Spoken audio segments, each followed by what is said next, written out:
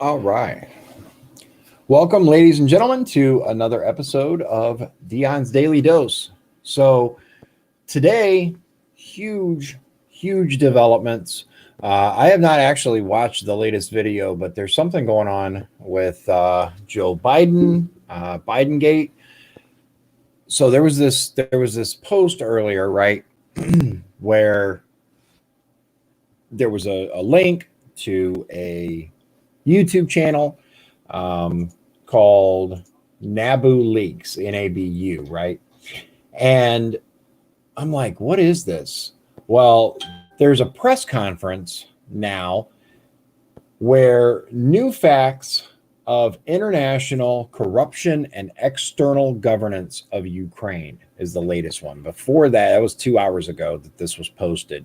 And it's a press conference of the whole Biden Poroshenko, which was the former president of Ukraine, just getting exposed, right? Apparently, all of their conversations about this whole Burisma deal and replacing the prosecutor, which has come up before, Hunter Biden, that whole thing. Apparently, that whole thing was recorded and is now live. I will give you the link for the channel. There's the link for the channel. Wow. I have not seen the whole new one 2 hours ago that was uploaded, but I watched a bunch of the ones from hours and hours ago. I think it was like 9 hours ago.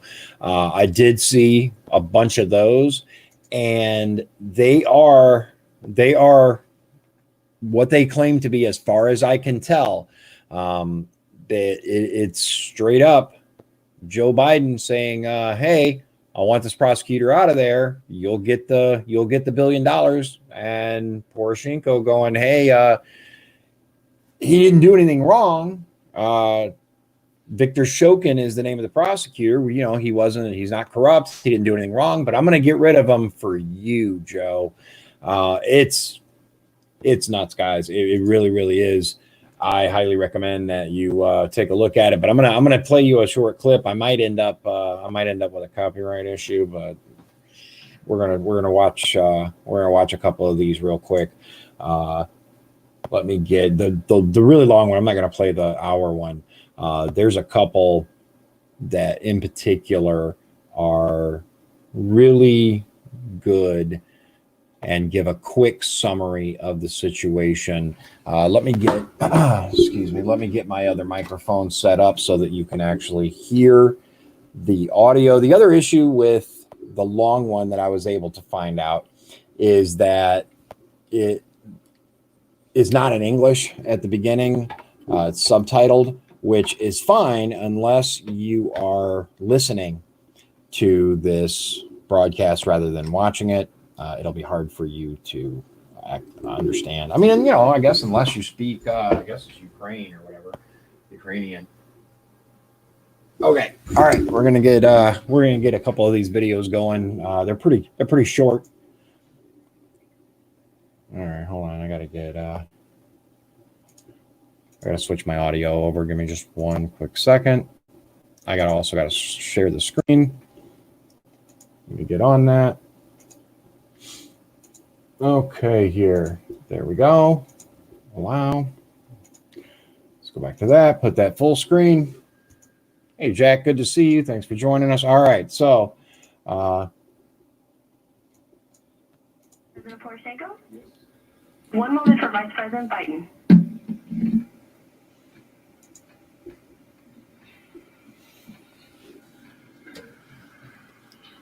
Introducing President Poroshenko. Hey, Mr. President Joe Biden, how are you? Very well indeed. All the time when I hear your voice, it's a great pleasure for me. Well, I'm on Air Force 2, and I think we're going to stay connected. We just took off, and I'm hoping this connection will stay open. No, it certainly sounds like Biden to me. That there is a new government and a new prosecutor general. I am prepared to do a public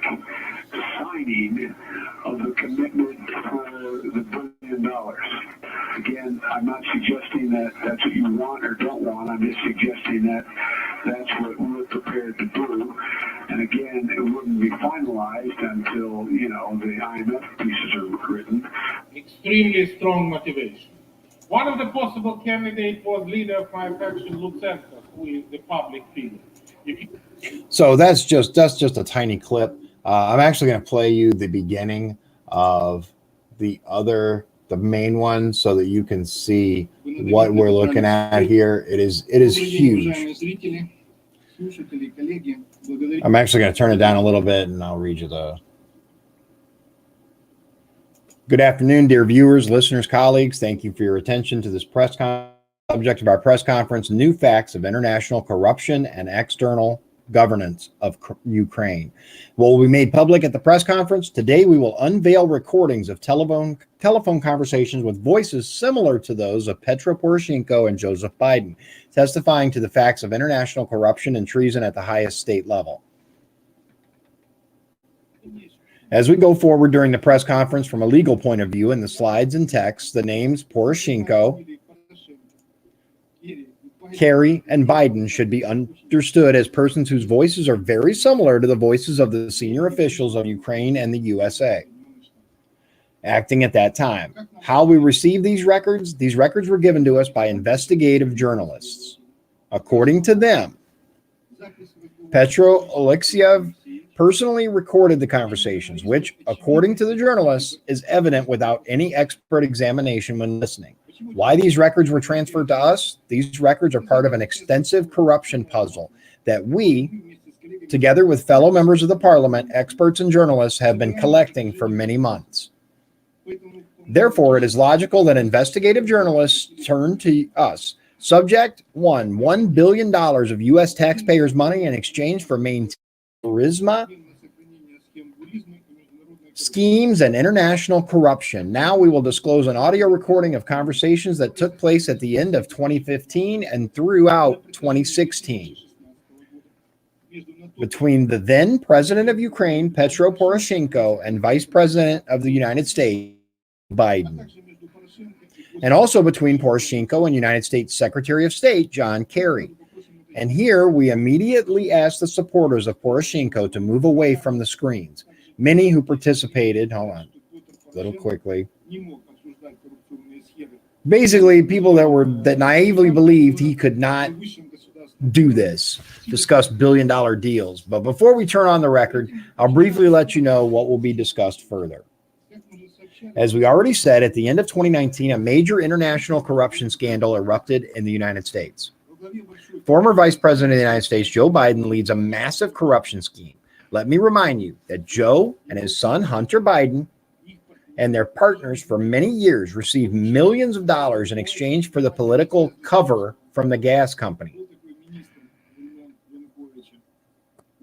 owned by Mykola Zlochevsky, a minister from the time of Yanukovych. Biden's son Hunter served on the board of directors of this company. Together with him, the money on the board of directors of Burisma was also received by a friend of the stepson of John Kerry, his assistant, Devin Archer. This slide shows these three guys. Why is it so important? Because the recording of conversations shows how Kerry, along with Biden, insisted on the dismissal of Prosecutor General Shokin, who investigated the Burisma case and eventually went after Biden's. John Kerry was supposed to test the waters regarding the possible dismissal of Shokin, which he did on December 3rd, 2015. Let's listen.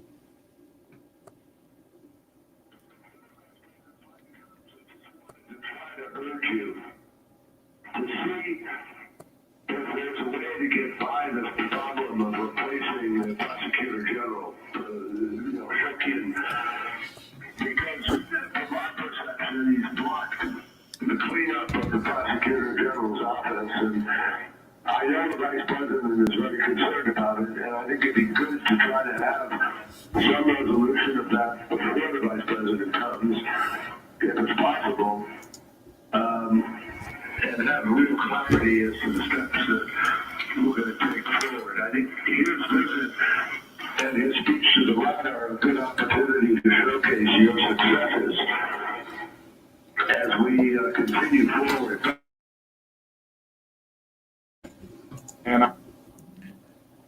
So, oh wait, real quick. I doubt that any other general prosecutor can do that, but we provide absolutely transparent procedure for the selection commission, and the procedure was widely accepted, both inside the country, including my opponents, all the NGO, all the parliamentary forces. They widely accepted as an absolutely transparent and effective situation. And as I promised, the very next day, before the 1st of December, exactly as I promised to Vice President Biden, this person who was selected by the selection commission as appointed. Now, all of us should understand that the Prosecutor General Office has no any opportunity under the law to make any cases against corruption, because it immediately goes already from the 1st of December, the day before yesterday, to the Corruption Bureau and the new Anti-Corruption Prosecutor Office. And I was very proud that Jean-Claude Juncker, Angela Merkel, François Hollande, and everybody welcomed it as a very strong position of Anti-Corruption Prosecutor and General Prosecutor Office. For the In case you didn't get that, they are openly discussing Joe Biden. John Kerry set this up so that Joe Biden wanted the prosecutor replaced. It's a good video. It starts off kind of slow, but on this channel are all of the videos relating to it. I've watched, again, a number of them, but I haven't seen this long one in its entirety yet. I just saw the beginning of it. I wanted to share that with you so you could see what I'm talking about here. It is, yeah. Chris Wells, you're absolutely right. But Trump, yep, exactly. This entire thing, accuse other people what you are guilty of, right? 1 second, let me get this mic down. Probably eliminate some of the background noise if there is any. We have seen over and over again these claims of quid pro quo. I call him Quid Pro Joe. This whole thing is getting exposed finally, right? We've seen little bits here and there, but the internet media is slightly less corrupt than our media here, slightly less controlled. I do think that this will be a very, very video if you see the whole thing. I think what they did was they strung all the clips together to present a much more cohesive picture than what I was able to get from watching, small clips of it. It's about time we start seeing something happen. So I have a question for you.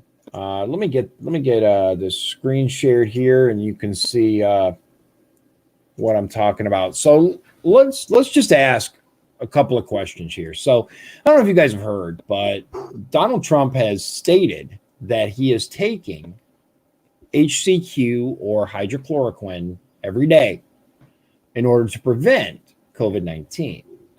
Now, why would he do that? Pre-announcement, right? Tools, sources, data, COV1, VCOV2 analysis, etc., provided to factually challenge the narrative. Full attack on HCQ by the media.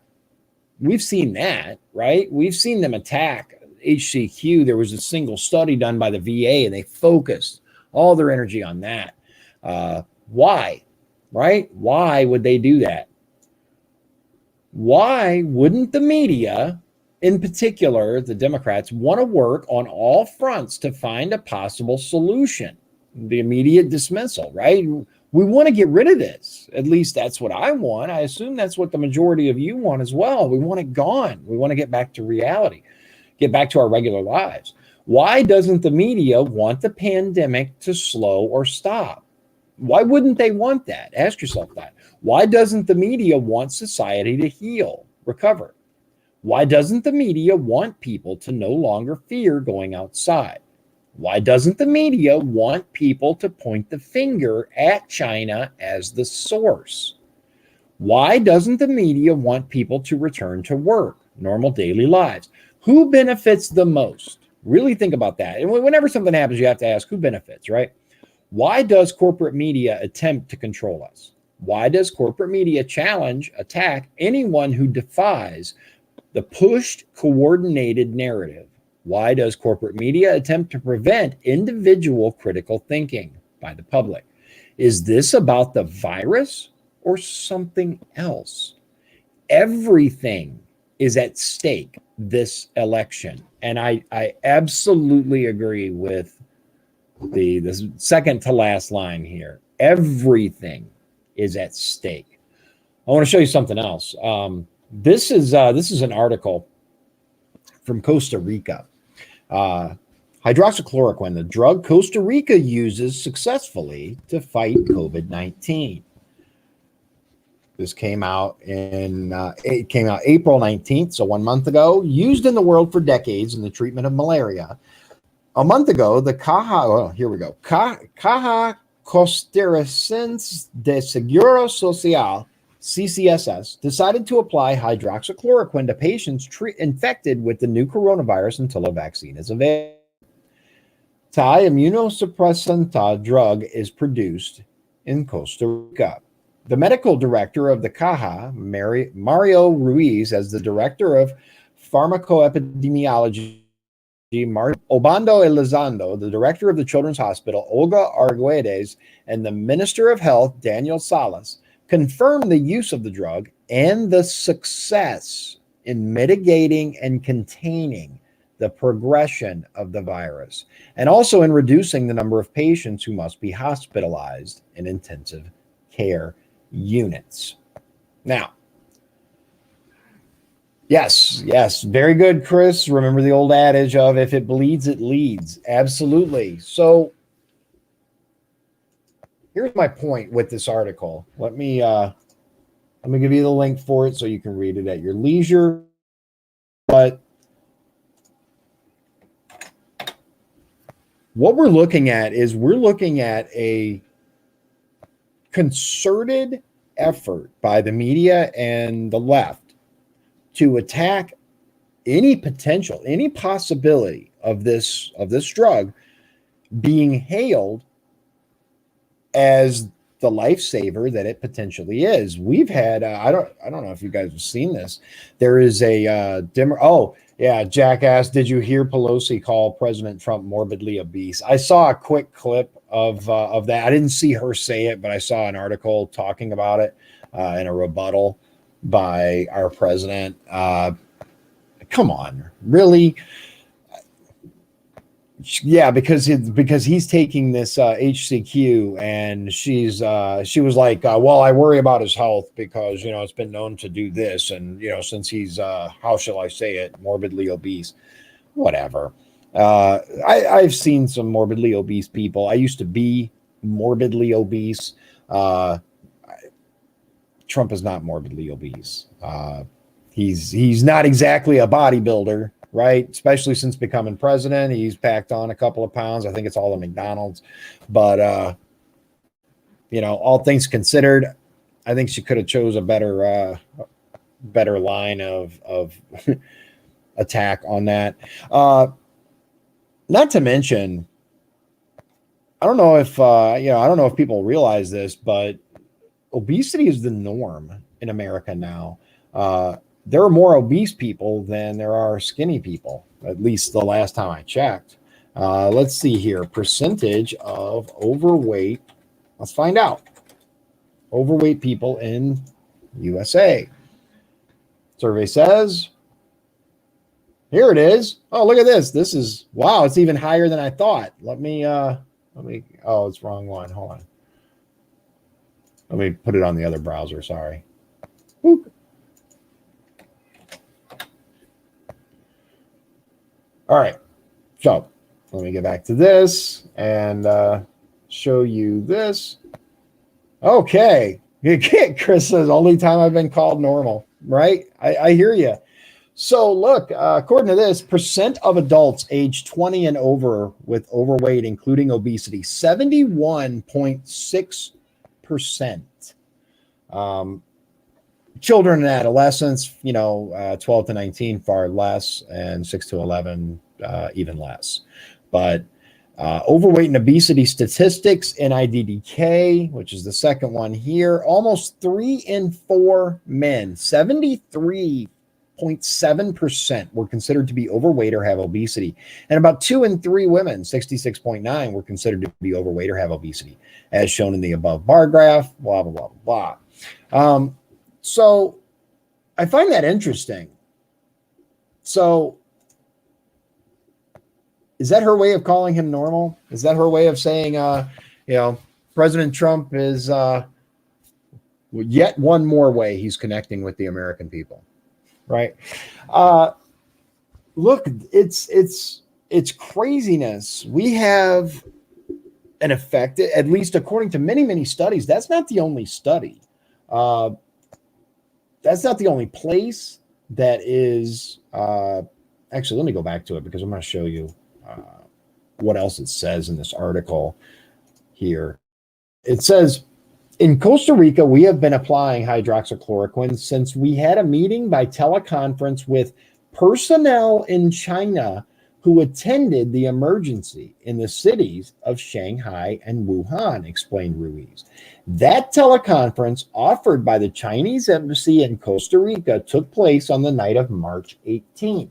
It included, among others, the Director General and the Director of Epidemiology of the Chinese Center for Disease Control and Prevention, briefly as the China CDC.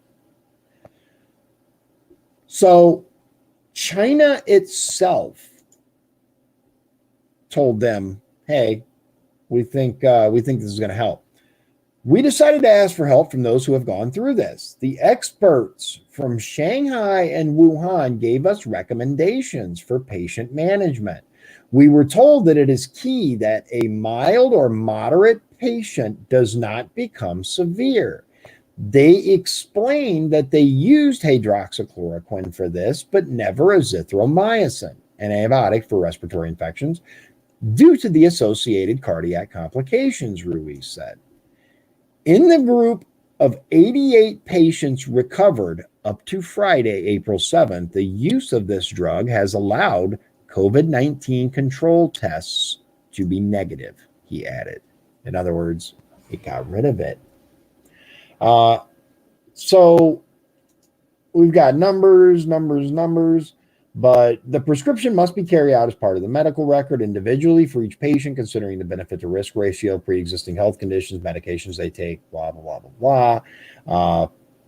Diseases like diabetes mellitus, hypertension, cancer, and asthma are not contraindications to giving treatment, she added. However, she warned each case must be assessed individually. It has specific specifications and doses, thanks to the help, blah, blah, blah, blah, blah. I gave you the article. Read it if you want. Yeah. So let's see here. Chris says the scales for weight. Yeah, back to the overweight thing. The scales for weight are ridiculous. I agree. 6'3" man is supposed to be less than 180 pounds. I saw a guy that was 6'3" that weighed less than 180 pounds, and he looked like a beanpole, right? Like I call him two-dimensional boy, because if you turn sideways, he disappears. And sarcasm, Trump conspired with the Chinese, impeach him. Sarcasm, fine. I hear you. Look, we've got a concerted effort to throw shade on this treatment that now the president himself is taking. We have a lawmaker in Detroit that her own party, she was a Democrat, her own party has gone against her and told her, you can't get any endorsements from us anymore. We're not going to help you out. You're basically effectively blacklisted in the party. Why? Why did they do this? Because she thanked President Trump for saving her life. Yeah, that was her high crime. It's it blows my mind, people, that there are not more people that are waking up to this, because let's see here. I got to get her name now. I can't remember it. It was in Detroit. Maker thinks Trump. Here it is. Okay, so this is from the Detroit Free Press. If anybody, if you know her name, just tell me, But in the meantime, here it is. Democratic state lawmaker thanks Trump and hydroxychloroquine for recovery from coronavirus. There it is. Karen Whitsitt. I could not remember her name. She credited HCQ and Trump for her speedy recovery from COVID-19. Hydroxychloroquine, an anti-malaria drug, has been touted, blah, blah, blah, blah, blah. They have told her that she is all but kicked out of the D party. They have blacklisted her. They have told her, basically, we have rules and you violated those rules. The big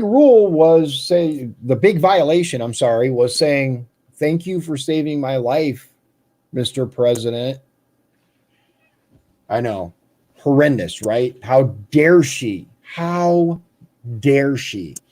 And of course, there is the Georgia state rep who had endorsed Donald Trump for president because low unemployment in the Black community at the time, because of all the things that Donald Trump has done for minorities.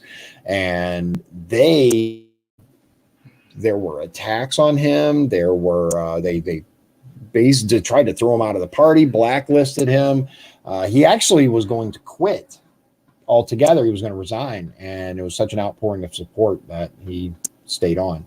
So the next thing that I want to talk about is SignGate2020, right? So today I went to go put a sign in someone's yard, and this is just a tiny portion of the actual story, but the ground was so soggy that it grabbed my shoe and it just held on to it. When I pulled my foot up, it sucked it right off my foot, and so I got mud and stuff all over my sock. What? They will. Liz said they will sing stories about you. Yes, I will go down in history as the man who got his sock wet. Look, it's not a big deal. But what is a big deal is there is more insanity on this whole SignGate thing going on. The gentleman who, remember, allegedly worked for the McDermott campaign, but was going around taking McDermott signs, right, babe? The guy who they said took McDermott signs was actually, according to the rumors, an undercover McDermott supporter. So then McDermott threw him under the bus in this video. There's like, oh, he stole my sign, blah, blah, blah, blah, blah. So, yeah. So other McDermott supporters, right, egged this guy's house, his car. This part is supposed, like, we know that this happened because people were talking all about it, right?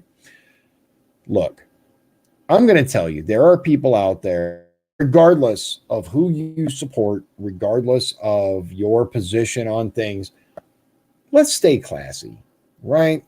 Let's not go out and attack people, egg their house, do little juvenile stuff. Now, remember, Melissa Borum actually got on WJOB and told people that she had been harassed and threatened by McDermott supporters. And according to her, it comes from the top. That is how he acts, and his supporters pick up on that. And they go and they, right? Because I see the headlines now, Republican candidate so poor he only wears one shoe. I like that. That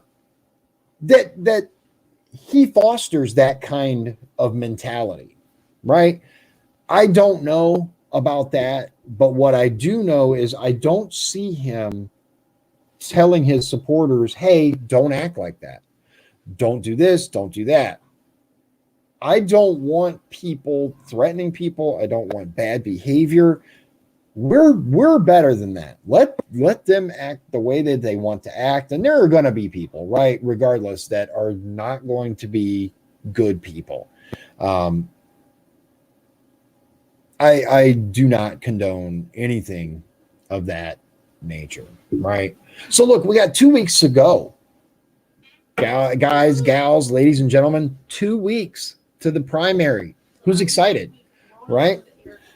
Yeah, so primary, it all comes down to the vote, to your vote.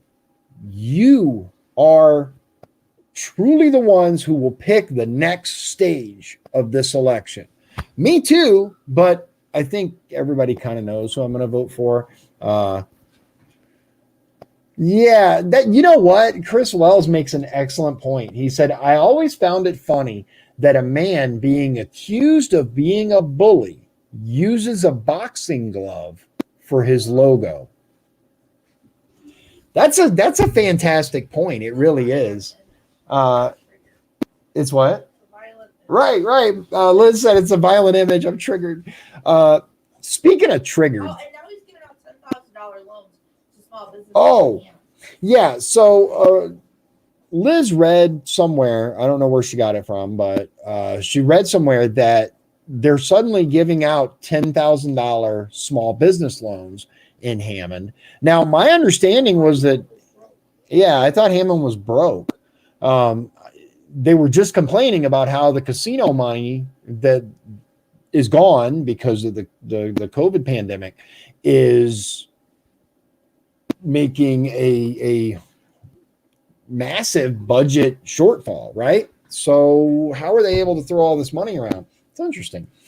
I wonder where it comes from and what it's being used for and stuff like that. Now, I want to clarify my whole losing my shoe thing was to emphasize how bad the flooding is getting in Northwest Indiana. There are people whose backyards are underwater. There are people whose basements are getting flooded. What do you think the solution is? What sort of infrastructure improvements can we make in Northwest Indiana to help to prevent these types of problems in the future? I mean, we had on Lake Michigan, Beverly Shores, Long Beach area by Michigan City, there were massive sections of the beach that are just crumbling into the water. There are people's homes that are just, the foundations are giving way because of all the flooding. Stuff is just given out. They're trying to put these massive pylons, metal pylons, to shore up the shore. Look, I'm going to tell you, I don't know. I don't have an easy answer for that, for the flooding, but I do know that we need some improvements, right? There's all this federal money that's being tossed around. By the way, going to places that I personally would not want my money going. We're sending money overseas to some countries. Yeah, okay. Other countries hate us. Why do we keep sending so much money overseas to companies that hate us, or excuse me, countries that hate us? Okay. Chris says, first of all, he plans on being in DC when the fit hits the Shan. There you go. Absolutely. And that's really what it comes down to is I really don't think the possibility of losing this election has crossed his mind. I really don't. I think he is utterly convinced that he is going to win this district. Chris says, well, when new subdivisions go up, they need water retention to catch storm water runoff. Also, we need to update our outdated storm sewer networks. I definitely think that we need some upgrades on the networks. They are insufficient for, especially the massive amount of rainfall that we're seeing lately. And there's more coming, right? Rain forecast. Let's see what we're looking at here. At least for this area, it's supposed to rain again on Monday and Tuesday. It looks like. How much more of this can we take? How much more of this can we take? There are already people that are experiencing foundation issues from the nonstop flooding. There are people whose basements and even ground floor are starting to have standing water. It's not good. It's not good. We need definitive plans at how to improve the runoff situation here, water retention, sewer networks, stuff like that. Unfortunately, the money that was supposed to be used for infrastructure, right? All these casino deals and all this money that was supposed to go to improving the roads, to improving the infrastructure, to improving all this stuff, interestingly enough, always seems to get spent on non-infrastructure items. How does that work? Like, are they able to just change the budget on the fly, or are these things that, just happen to happen? I think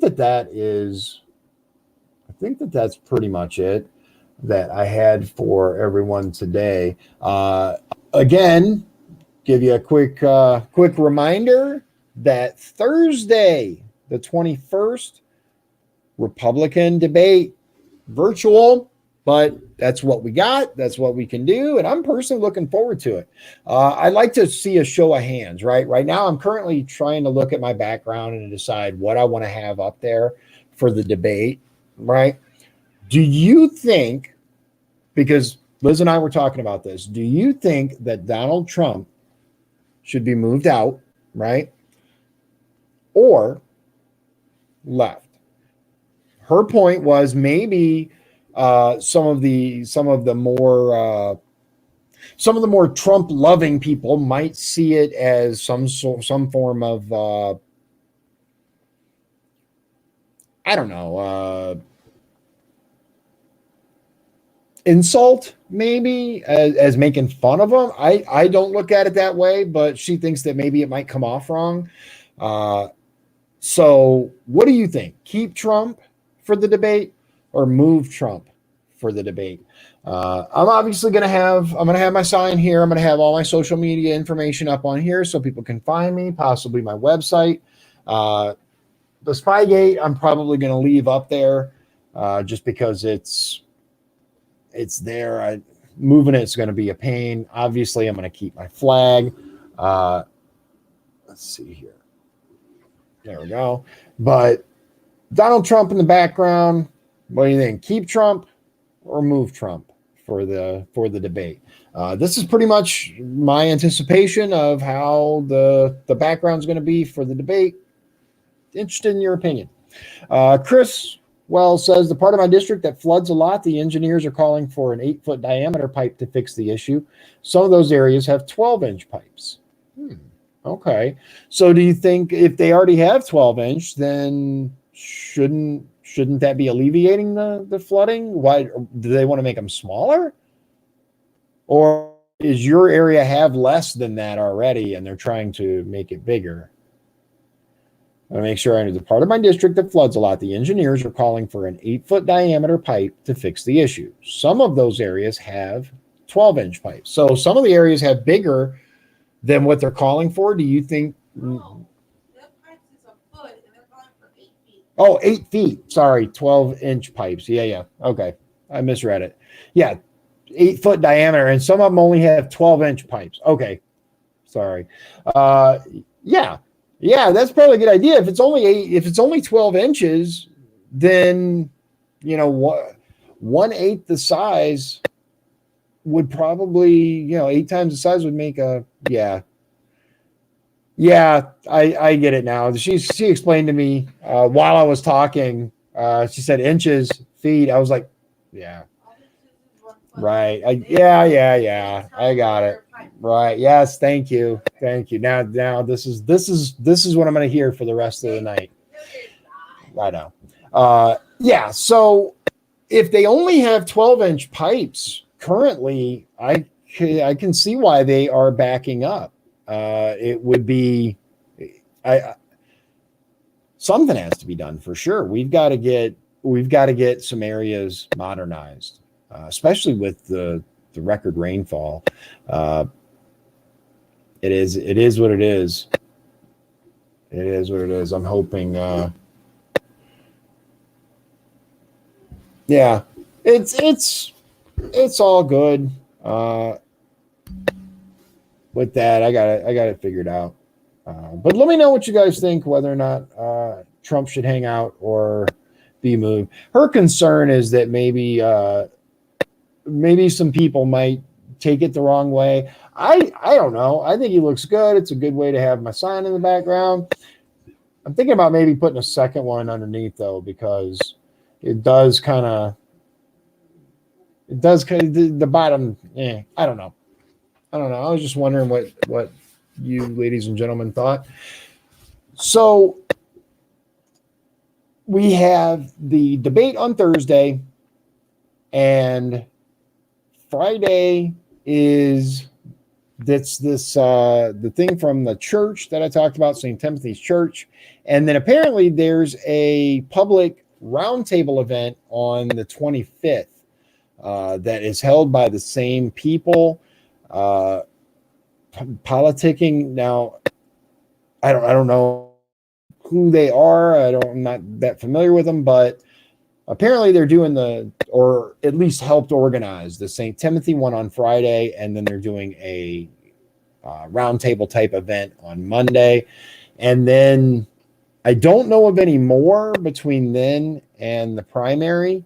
I'm hoping to connect with some voters at some point this upcoming week, whether by phone, whether by in person. I haven't exactly figured that out yet. Let me ask you this, and this to everyone watching, whether now or later on, I'm really interested. If someone came to your door, a politician, right? Because whether I want to be or not, I'm a potential politician. And they came to your door to introduce themselves. Would your opinion of them, right, be positive, negative, or unchanged? I would love to go out and knock doors and meet people, but I'm worried about the optics. Not from me, but for them. I don't want to put people at risk. And I think wearing a mask is like, I don't know, some dude coming to my house with a mask on.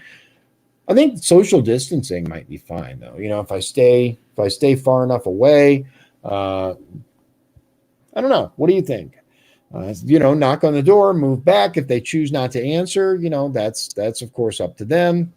I don't know. I'm throwing it around. The Republican Party, we talked about it during the Zoom meeting where they were like, obviously at this point, normally we'd be knocking doors. Yeah, Chris, that's kind of what we were thinking. He says optics would be too negative right now. That was kind of my concern, is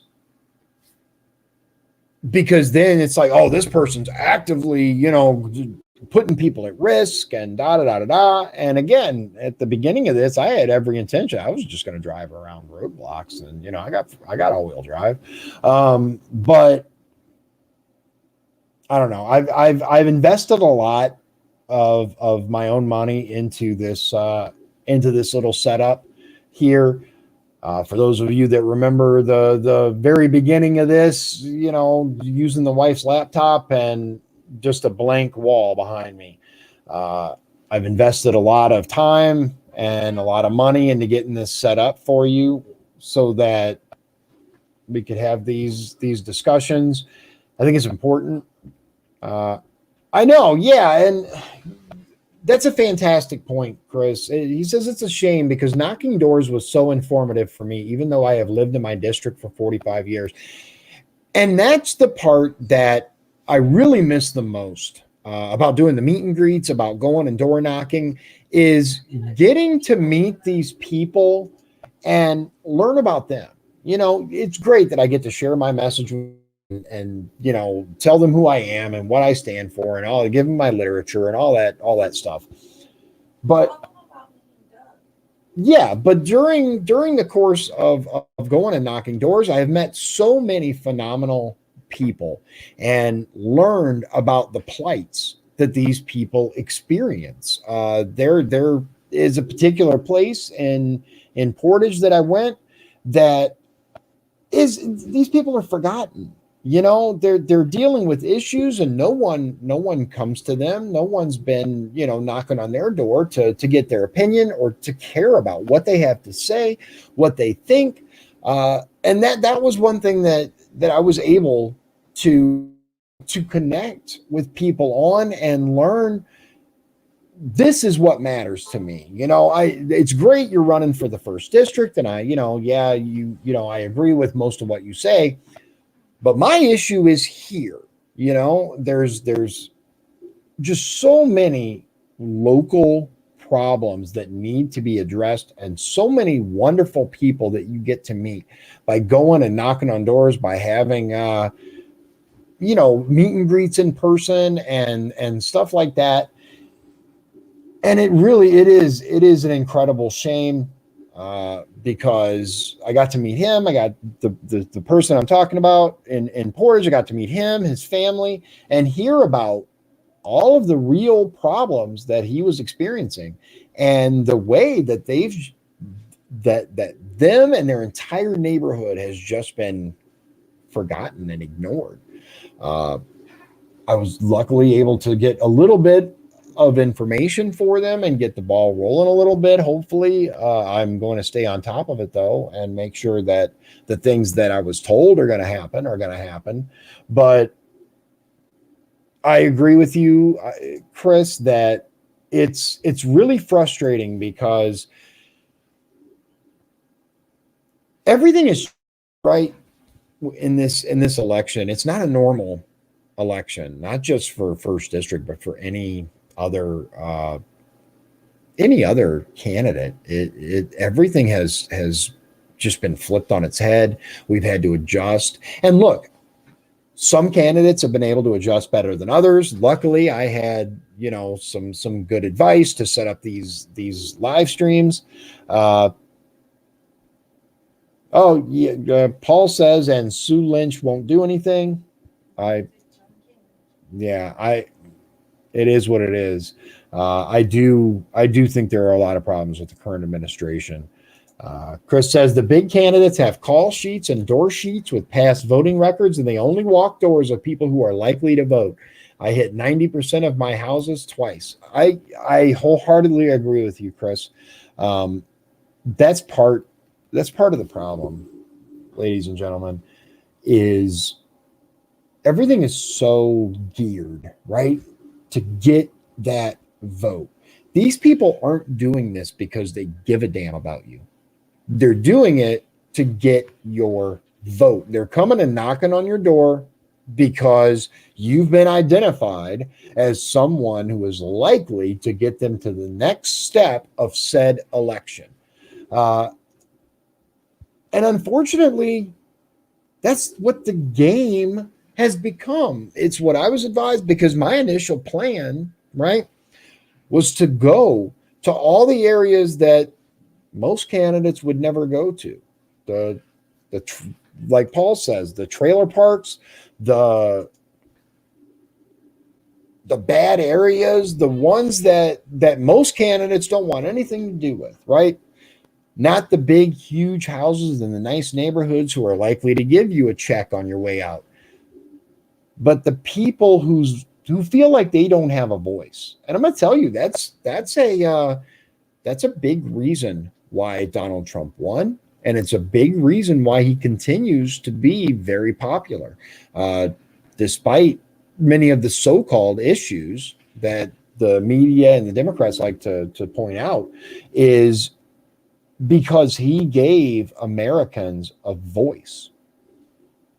normal, everyday flyover country Americans.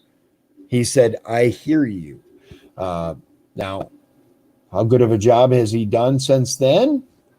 That's up for you to decide. Has he earned your vote? I know I will not be voting for Joe Biden, but I honestly don't think he's going to be on the ticket come November.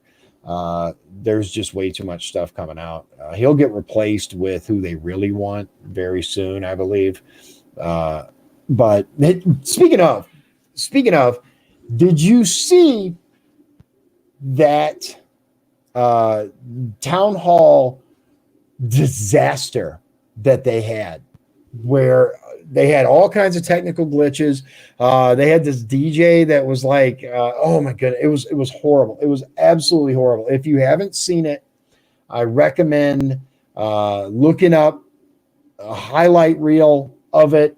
Absolutely hilarious. Look, this is the DNC. This is former vice president.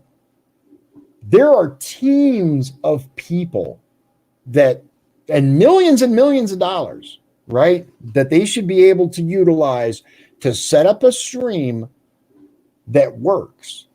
Now, I don't have any of that stuff. I don't have a big team working for me. I got a couple of people that help me. I have myself, right? I have my wife. I have a couple of people that help me with my campaign. Imagine, and I'm able to set up a stream that doesn't really lag out anymore. I upgraded my computer. I'm able to screen share. I'm able to do all that stuff. I'm able to speak to you, and it's not all glitchy and having issues.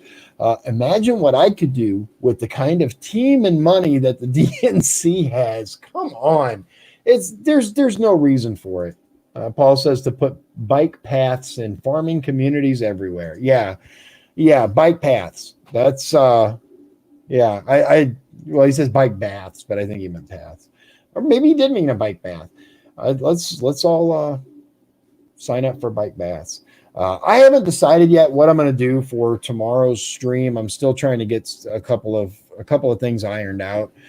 There are a couple of whistleblowers / very informative people that I would like to have on in order to bring attention to thing really needs to be brought attention to.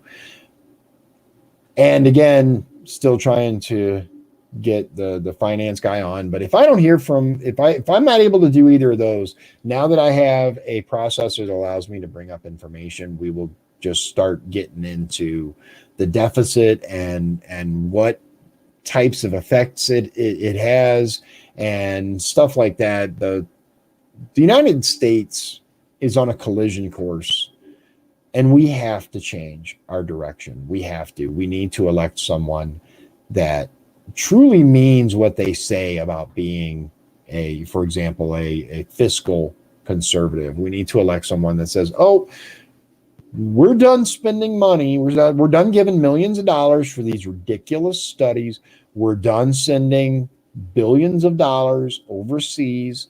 We're done financing this and pouring trillions of dollars into defense contractors, because I'm not hearing that from other candidates. I'm hearing that, we need to be more responsible.